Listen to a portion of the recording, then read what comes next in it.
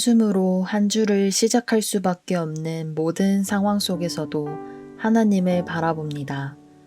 오늘도 우리는 하나님을 더욱 사랑하고 신뢰하길 결정합니다. 다 함께 사도신경으로 우리의 신앙을 고백하겠습니다. 전능하사 천지를 만드신 하나님 아버지를 내가 믿사오며 그 외아들 우리 주 예수 그리스도를 믿사오니 이는 성령으로 잉태하사 동정녀 마리아에게 나시고 본디오 빌라도에게 고난을 받으사 십자가에 못 박혀 죽으시고 장사한 지 사흘 만에 죽은 자 가운데서 다시 살아나시며 하늘에 오르사 전능하신 하나님 우편에 앉아 계시다가 저리로서 산자와 죽은 자를 심판하러 오시리라. 성령을 믿사오며 거룩한 공회와 성도가 서로 교통하는 것과 죄를 사하여 주시는 것과 몸이 다시 사는 것과 영원히 사는 것을 믿사옵나이다. 아멘.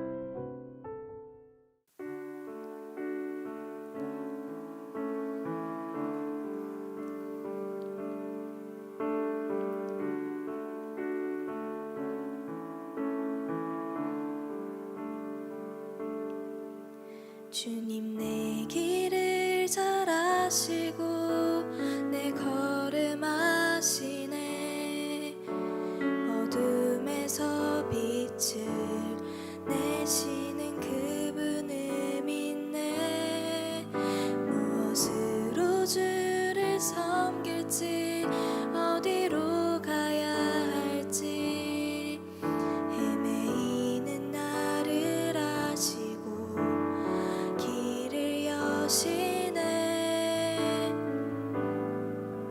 주님 내 길을 잘 아시고 내 걸음 아시네. 어둠에서 빛을 내시는 그분을 믿네. 무엇으로 주를 섬길지 어디로 가야 할지 헤매이는 나를 아시고 길을 여시네. 내 삶은 주의 것, 내 삶은 주의 것, 온전한 신뢰를 주께 드리네. 보이지 않아도 믿음으로 걷네. 주 영광 바라보며 주만 따르네. 내 삶은 주의 것, 내 삶은 주의 것, 온전한 신뢰를 주께 드리네. 보이지 않아도 믿음으로 걷네. 주 영광 바라보며 주만 따르네.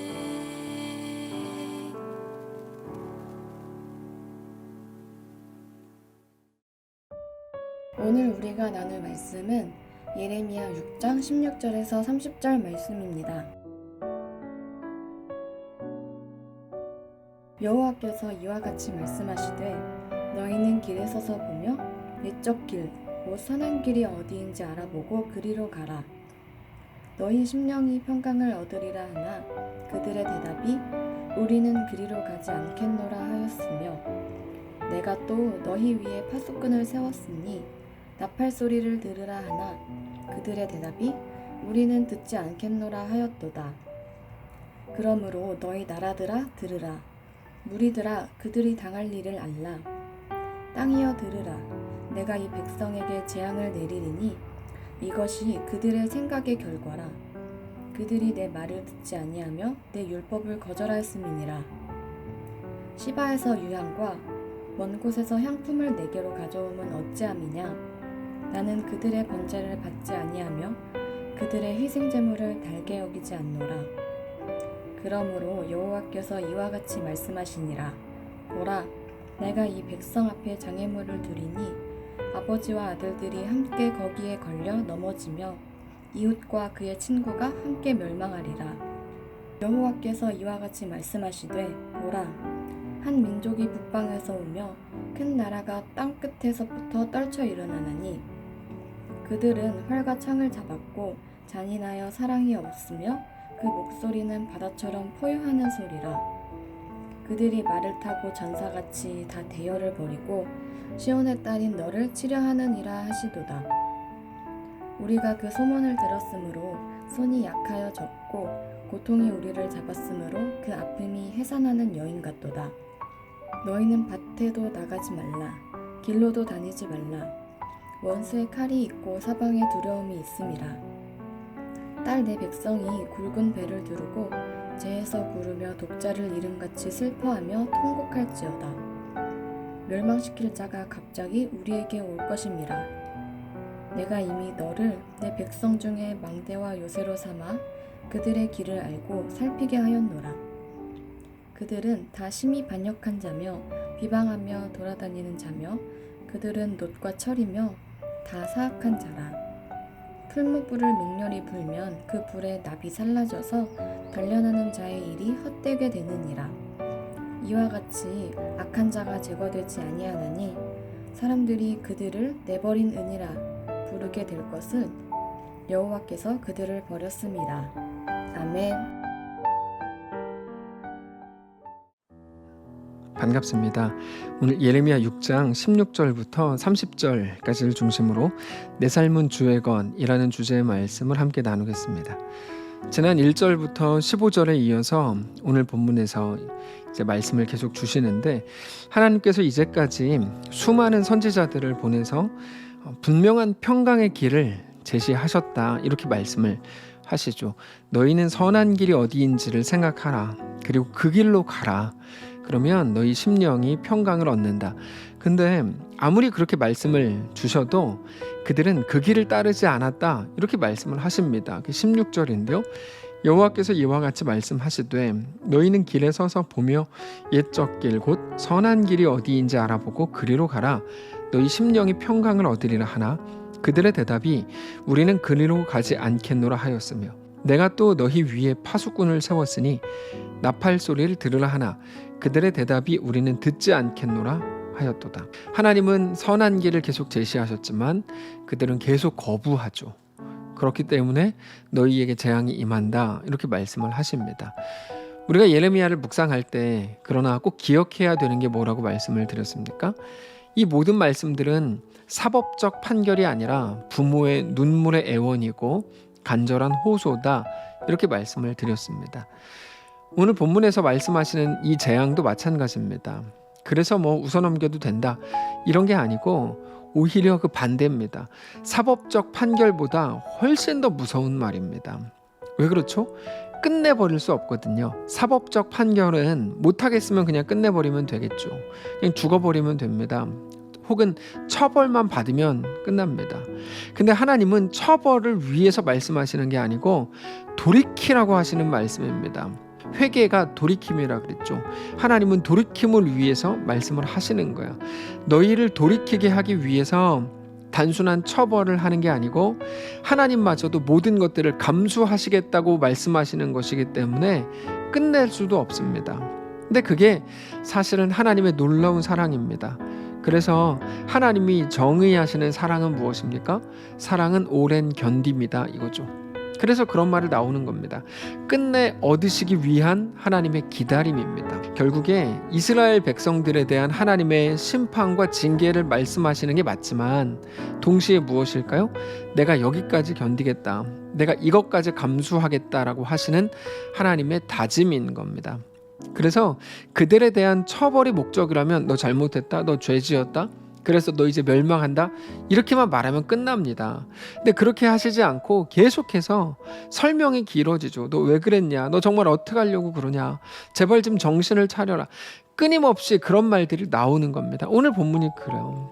18절을 보시면 그러므로 너희 나라들아 들으라 무리들아 그들이 당할 일을 알라 땅이여 들으라 내가 이 백성에게 재앙을 내리리니 이것이 그들의 생각의 결과라 그들이 내 말을 듣지 아니하며 내 율법을 거절하였음이니라. 나라들아 들으라 무리들아 들으라 땅이여 들으라 그러면서 쭉 설명을 하세요. 사실 죄에 대한 대가라면 굳이 긴 설명이 필요 없습니다. 간단한 계산만 필요합니다. 이거는 아주 계산적인 거거든요. 너 이런 죄 지었으니까 몇 년, 뭐 이런 거죠. 너 이런 죄 지었으니까 뭐 무기징역 혹은 사형. 이 죄로 인한 결과는 뭐고, 저 죄로 인한 형벌은 뭐고. 근데 하나님은 그렇게 하시지 않습니다. 긴 설명을 굳이 하시죠.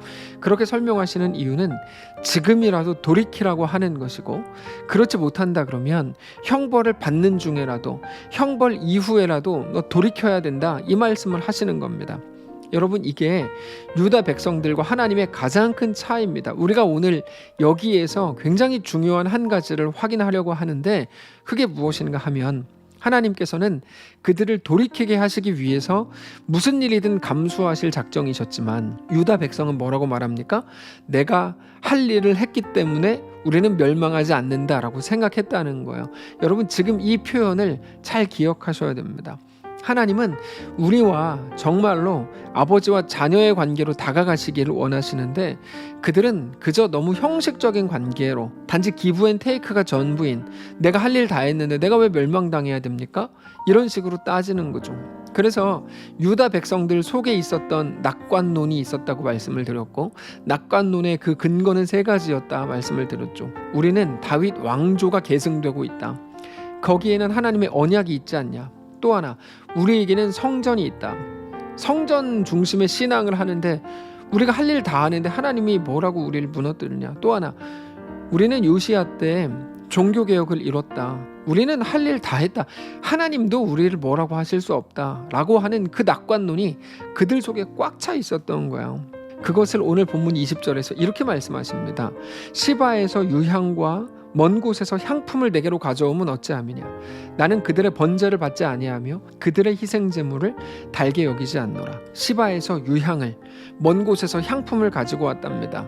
왜 가지고 옵니까? 성전이 거기 있었기 때문이죠. 그들은 성전에서 하나님을 예배하려고 한 거고, 실제로 제사가 이루어집니다. 할 일 다 한 거죠. 그들 입장에서. 우리는 이렇게 했고 하나님 명령하신 거 다 행했다. 하나님 나를 멸망시킬 수 없다, 이런 말입니다. 그러면서 우리에겐 성전이 있고 제사를 잘 했으니까, 그러니까 하나님과 관련된 하나님의 요구를 다 했으니까 이제 우리 할 일 다 했다. 이제는 하나님도 우리를 어떻게 할 수 없다, 이렇게 된 겁니다. 그래서 하나님이 이렇게 말씀하시죠. 누가 너에게 향품을 요구했냐? 번제 요구했냐? 나는 그런 걸 원한 게 아니고 너를 원한다. 내가 번제를 요구한 것도 너를 얻기 위해서다라고 말씀을 하시는 겁니다. 그런데 오늘 우리의 삶도 완전히 똑같습니다. 우리는 자주 신앙생활을 어떤 법칙 정도로 여길 때가 많습니다. 이 법칙으로 여기는 이 모습이 크게 두 가지 양상으로 나오는데요. 기독교적인 몇 가지 규칙을 잘 지키면 내가 내 할 일을 다 했다고 생각하는 거죠. 그게 오늘 본문이죠. 그게 주일 성수고 11조고 봉사고 사역이고 여러 가지 모습일 겁니다. 근데 하나님이 우리에게 정말 원하시는 건 그게 아니고, 우리가 우리의 삶에서 하나님을 진심으로 사랑하기를, 하나님을 의지하기를, 어린아이가 조금 자기보다 큰 무언가를 보면서 무서워 떠는 게 아니고 내가 아버지가 있으니까 괜찮아 라고 말하는 거죠. 오히려 앞에 있는 모든 두려움은 하나님을 생각하게 하고 하나님을 의지하게 한다는 측면에서 굉장히 긍정적인 거죠. 그렇게 우리의 하나님과 우리의 삶을 함께 고민하고 함께 살아가기를 원하시는 거예요. 그러나 그들의 모습은 어떻죠? 많은 경우 어떤 모습입니까? 내가 봉사하고 헌금하고 주일 성수하고 난 할 일 다 했다라고 생각하는 거죠. 하나님의 요구는 그게 아니라고요. 같이 살아가는 거라고. 근데 동전의 양면처럼 완전히 똑같은데 모습은 반대의 모습이 또 뭐가 있을까요? 내가 그런 걸 뭐하러 해야 돼? 내 마음만 하나님께 드리면 되지 라고 하는 그 생각입니다. 봉사, 헌금, 주일 성수 이런 거는 내가 굳이 뭐하러 해야 돼? 그걸 꼭 해야만 되나? 라고 하는 겁니다. 이걸 해야지만 하나님을 사랑하는 건가? 어차피 하나님은 중심을 보신다고 하지 않았나? 맞습니다. 그러나 눈에 보이는 것들을 행하는 것은 굉장히 중요합니다. 왜 그런가 하면 그것들을 우리가 행해야 복을 받기 때문이 아니고, 그거는 우리 모든 고백이, 입술의 고백이 거짓말이라거나 쇼라거나 그냥 하나님을 속이기 위한 말이 아니었다는 것을 드러내는 가장 중요한 표시가 되기 때문입니다. 우리는 자주 내 삶을 하나님께 드립니다. 내 인생을 받아주십시오. 하나님은 내 삶의 주인입니다라고 고백하면서 우리 가진 전체의 10분의 1도 주님께 드리지 못해요. 하나님께 우리 시간을 내어드리지 못합니다. 아까워서요. 무섭거든요. 내가 이거 들으면 내 삶이 어떻게 손해를 볼지도 몰라.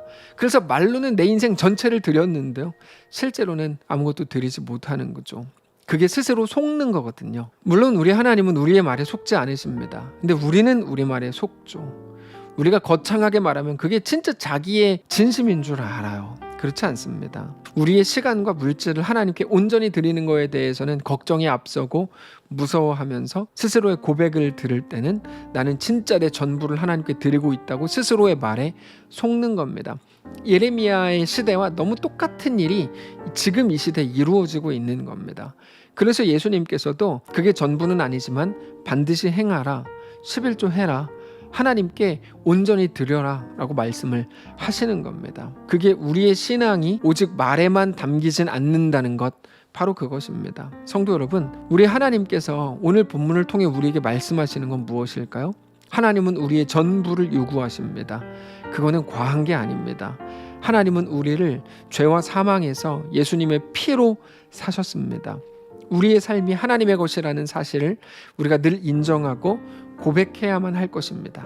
오늘 본문에 있는 유다의 함정에 빠지지 마십시오.